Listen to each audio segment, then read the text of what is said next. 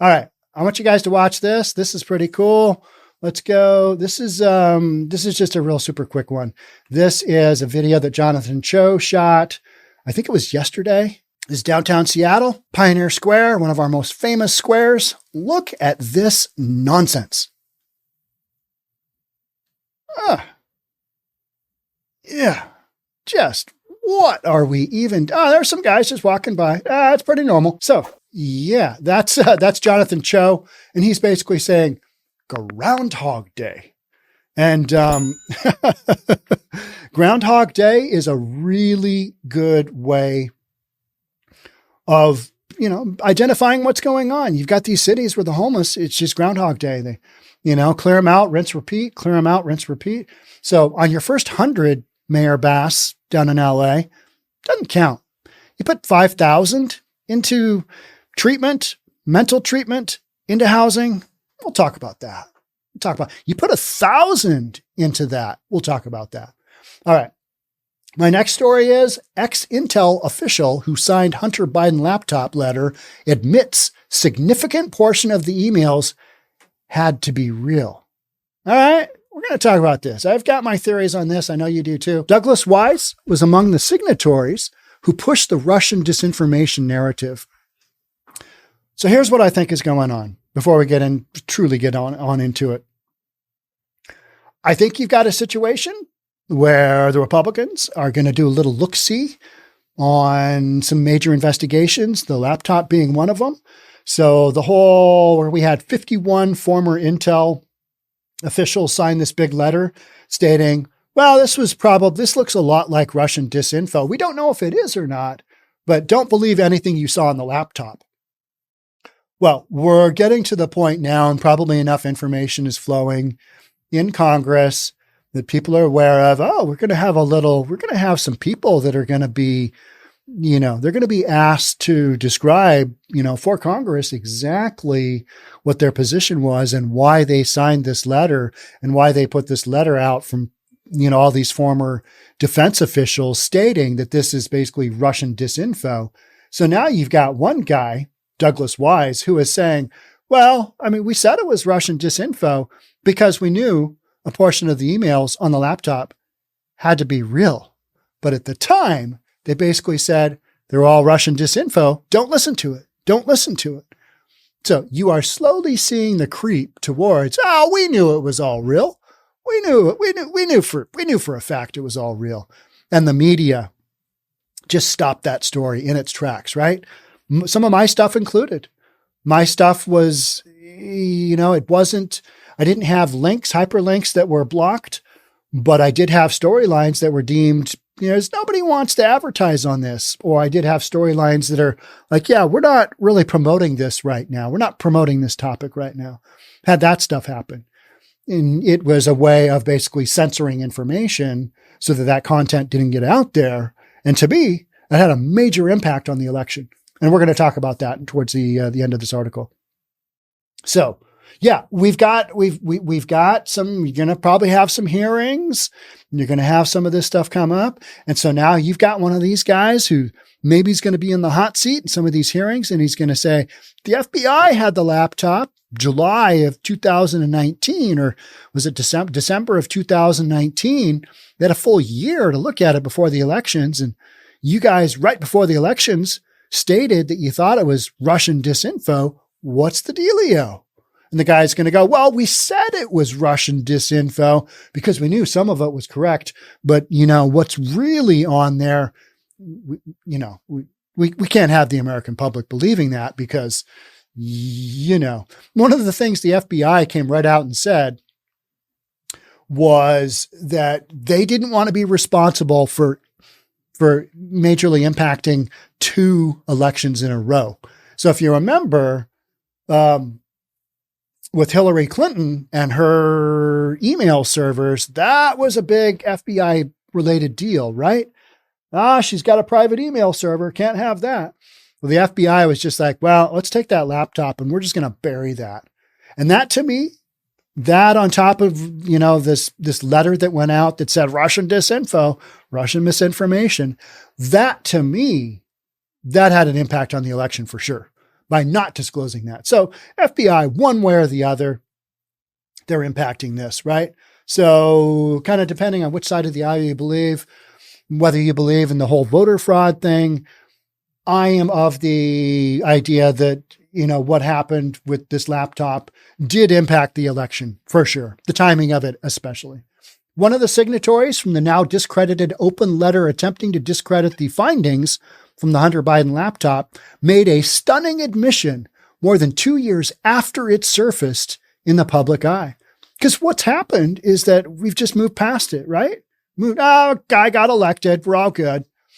Douglas Wise, a former Defense Intelligence Agency deputy director and former senior CIA operations officer, was among the over 50 former intel officials who claimed that the content of the laptop, first reported by the New York Post in October of 2020, has all the classic earmarks of a Russian information operation. Now, they didn't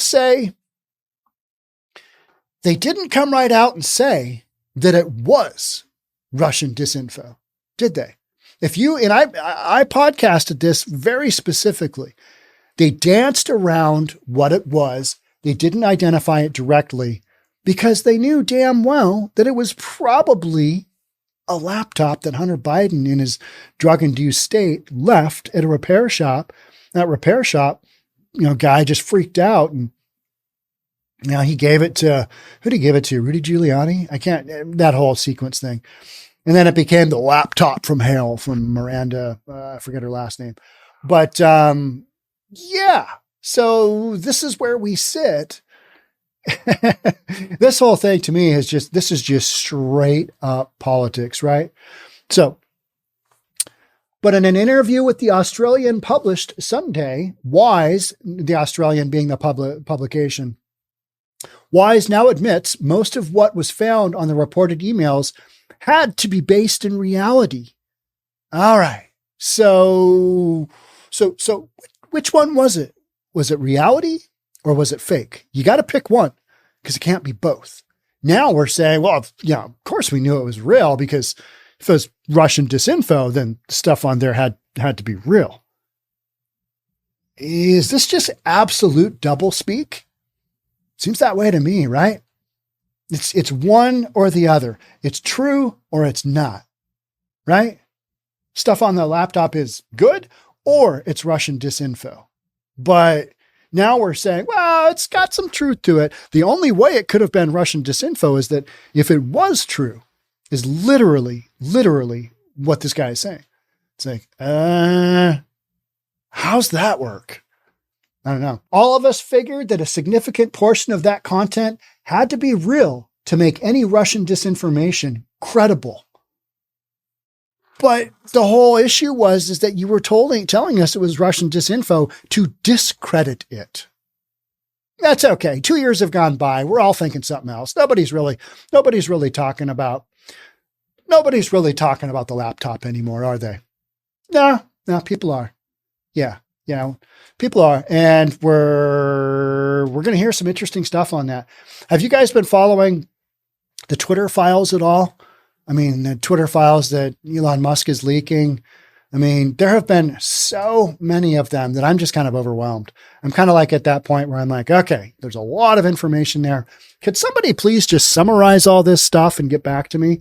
Could you give me the Reader's Digest version of it? I know that sounds horrible because I know that so much of this stuff is truly important. But it's like, okay, what are we going to do with all this? Are we going to have congressional hearing after congressional hearing? Right now, I'm literally kind of tired of hearing Biden and his excuses for his files. Well, they're locked up in my garage with my vet.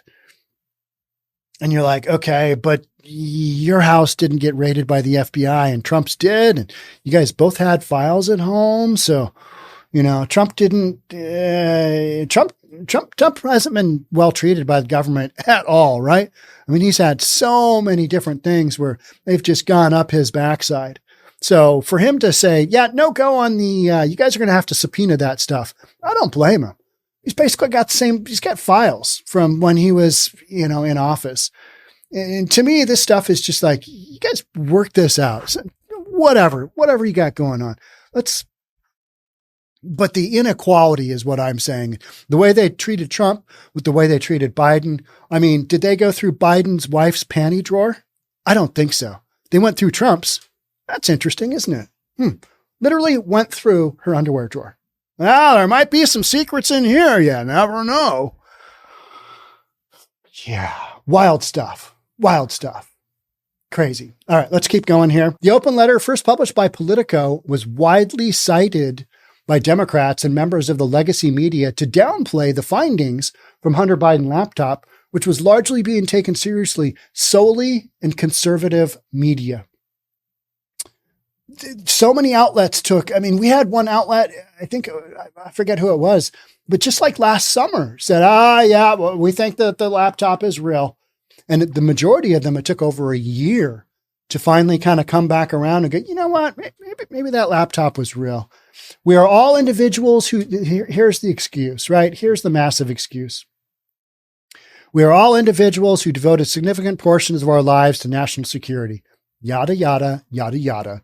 We're also individuals who see Russia as one of our nation's primary adversaries. The ex-Intel officials began. All of us have an understanding of the wide range of Russian overt and covert activities that undermine U.S. national security, with some of us knowing, perhaps most important, with some of us knowing Russian behavior intimately as we work to defend our nation against it for a career. Perhaps more important, each of us believes deeply that American citizens should determine the outcome of elections, not foreign governments. That all being said, that is fine. That's a standalone sentence, paragraph there, right? String together a bunch of sentences, you get a paragraph. I'm good at this English thing. That all being said is great, but that just flat wasn't the case. It wasn't Russian disinfo, was it? No, it wasn't. It's for all these reasons that we write to say that the arrival on the U.S. political scene of emails purportedly belonging to Vice President Biden's son Hunter, much of it related to his time serving on the board of the Ukrainian gas company Burisma, has all the classic earmarks of a Russian disinfo operation, they wrote. It's got the classic earmarks. So they blew it off, and the American public went, Russian disinfo. Yep, we knew it. Vote for Biden. Now, there's been a ton of statistics out there where people have said, well, if I was aware of that it was true, that, the Biden family is basically selling power for money, political influence for money, maybe I'd vote for the other guy. I don't know. But I do know that a certain percentage of votes would have been impacted. Would the election gone a different direction? Who knows? We'll never know. Maybe you can run statistics.